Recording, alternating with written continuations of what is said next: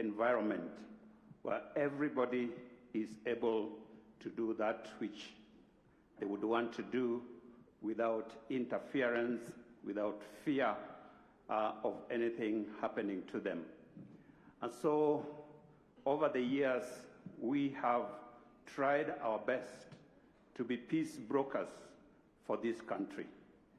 I was privileged in 2017, after the contested results of the elections, that I was part of a small team that from the diplomatic community, from the business sector, from civil society, and the religious communities under the leadership of the former U.S. Ambassador Robert Godek.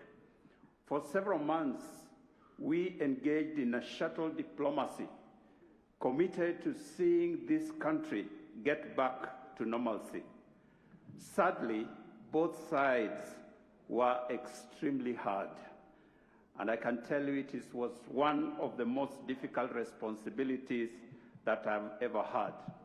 It therefore came as a great and pleasant surprise when Your Excellency and Right Honorable Prime Minister stood on the steps of Harambee House in the famous handshake. We were delighted that you also spoke of creating a national conversation on issues that bedevil this nation every electoral season. This has been one of our key plans to create a national conversation. In fact, our group was loosely known as National Conversation. Your Excellency, I say all this to let you know that the spirit of national conversation has been with some of us for a very long time, well before BBI. This is because we have believed that unless and until we address the cancer that eats this nation, we will never have enduring peace. To continue with business as usual is to deceive ourselves. It is just a matter of time, and this country will one of these days explode to unquenchable flames. For this reason, we want to unequivocally laud the efforts that have been made by the steering team and by your leadership in addressing these issues. Your Excellency, we, however, have some very serious concerns. In this nation, we have developed a very dangerous tendency of politicizing everything. Even a very important matter as constitution-making gets shrouded in political intrigues.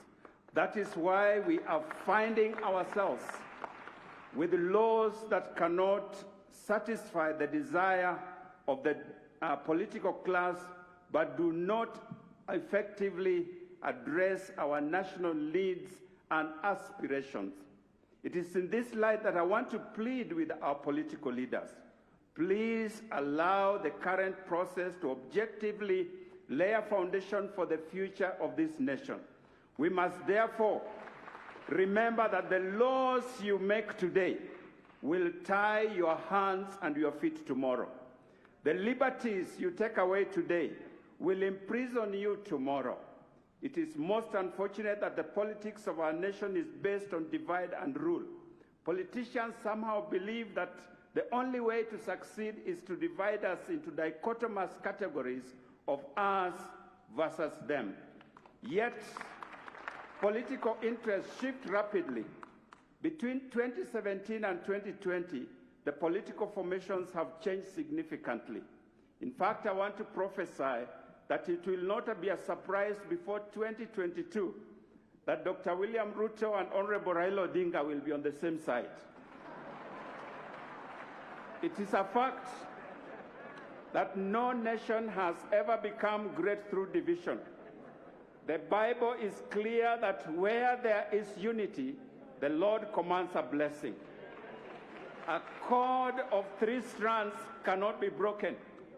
Your Excellency, perhaps it is time that hustlers should pause their hustling for a moment, and the reggae dancers pause their dance for a moment, and join together in a serious Jerusalem dance for the sake of the peace and the unity of this nation.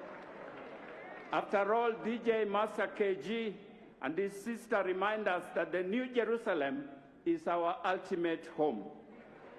Finally, Your Excellency, in 2005 and in the 2010 referendum, the church said no because of various major principles. We would like to see this addressed. We have noticed that the pillar of religion and faith seems to be completely missing.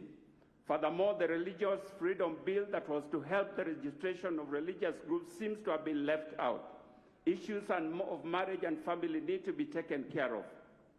Your Excellency, we want to assure you that as a Christian community, after this launch, we are going to review the report and make our position known. If we choose to support it, it will be because we believe it is good for the country. If we find anything contrary, we will call for appropriate amendment. God bless you and thank you for a great work.